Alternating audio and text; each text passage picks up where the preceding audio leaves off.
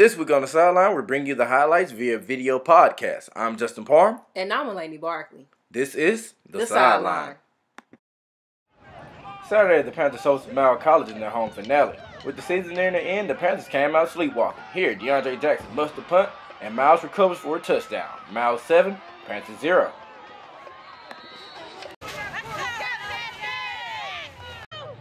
Following the touchdown, Jackson's day only got worse.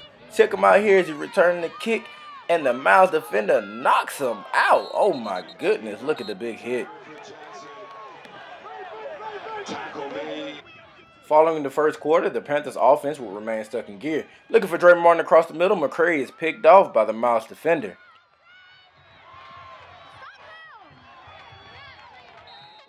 A few plays later, Miles would capitalize on the turnover, scoring from a few yards out.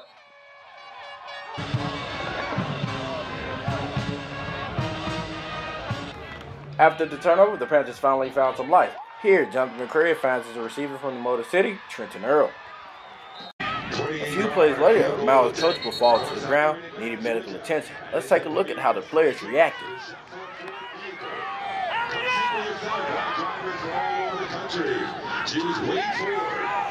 Started exploring our entire inventory online or stop by our location at 3860 South Drive in Smyrna, Georgia to see all the options in person.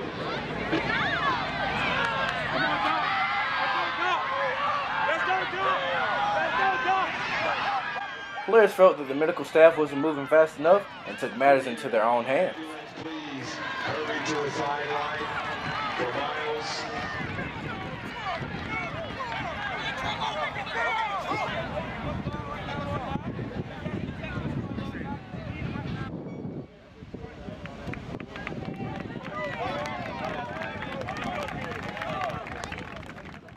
After the delay, Deshaun Blow would find the end zone himself on the quarterback sneak.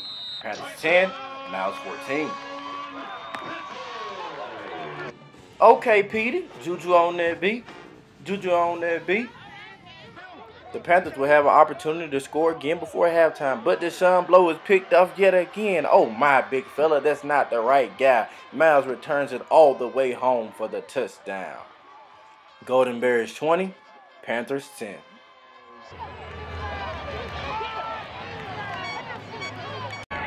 In the second half, little will change for the Panthers. Here, Miles catches the punt, and the returner says, you know what? I don't want this item. I'm taking it back to the store. Taking it all the way home, 83 yards for the touchdown. Miles 34, Panthers 10. In his final home game as a Panther, DeAndre Jackson says, hey, guess what? I'm pretty good at returning kicks too. Here he takes the punt and does what he does, traveling more than 50 yards on the return.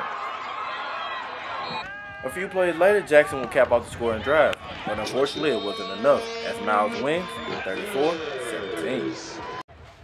It was homecoming for the Maroon Tigers as they took on the Fort Valley State University Wildcats.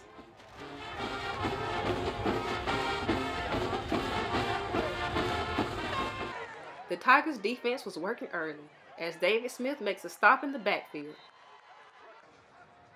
However, Fort Valley wouldn't be denied finding the end zone on the short pass. After Maroon Tigers' turnover in a quarter change, Fort Valley finds the end zone again, this time on the quarterback scramble. Following the Fort Valley touchdown, here tight end Ryan Edwards says, look ma, one hand, holding the great catch, but it only led to a blocked field goal. Fort Valley leads at the half, 17-3. Check out this halftime performance by Mahogany in Motion.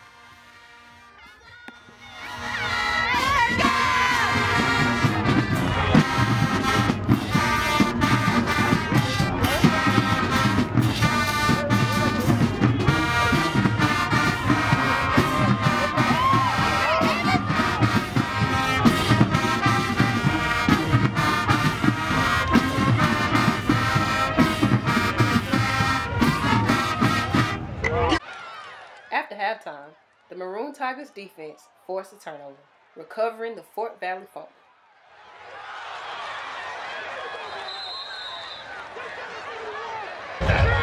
following the Wildcats turnover. Here, Kevon Taylor finds Tramel Goody. Morehouse 10, Fort Valley 17.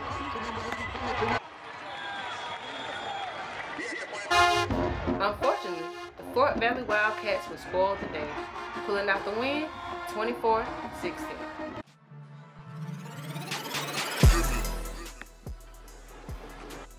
Football season is nearing an end, as both Clark Atlanta and Morehouse will be on the road.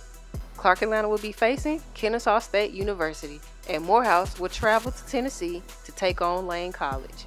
Close out the podcast today. Me and Elena are joined by our lead cameraman, Ricky Jenkins. And we're going to discuss a little bit about the upcoming basketball season. Well, I think, it's going to be interesting to see what the women do, considering that the majority of their team, are freshmen. And yeah, we also got a chance to check out the Midnight Madness. They look really good out there. We checked out a couple of practices. Practice? You talking about practice, Ricky? Ricky, we talking about practice. So you mean to tell me you out there watching practice? Practice. Yeah, checking out some of the practices, and under the new coach Darryl Walker, I think we have a really good team this year. Yeah, man. Coach Walker look like he's going to be a fine coach, The women's team, they got a lot of young players, but, they look like they're going to have much success this year. I'm really interested in watching them play. But, I've been hearing a lot about Morehouse. I think they play at Ole Miss today. I wasn't able to get out there and catch that game, but, I think they might have fared pretty well against those guys. Can't wait to the Morehouse-Clark game. Oh, it's going to be, you already know, it's going to be one lit. game for the season. Yeah, man, that's always a big game, especially when it's in our gymnasium, because it's, a smaller gym, a ruckus crowd, reminds me of a Duke game. Y'all ever been to a game at Duke? Unfortunately, I haven't. Well, I ain't never been to a game at Duke. I seen it on TV, what I'm saying? Seen it on TV. They look like they be pretty hyped. Right. That game's always hype. Yeah. All right, it's about Clark and Morehouse right now. Ain't no Duke. So. Ain't no Duke. It's all about the AUC, huh? AUC. Ain't no place like the AUC. Yeah, man. But that's gonna do it for the sideline this week. I'm Justin Palmer. And I'm Lainey Barkley. And I'm Ricky Jenkins. You know what I'm saying? We're trying to bring y'all the most sports updates in the AUC. Check us out every week. You can also follow us on Twitter, Instagram, Facebook at the Sideline AUC. Peace. Deuces.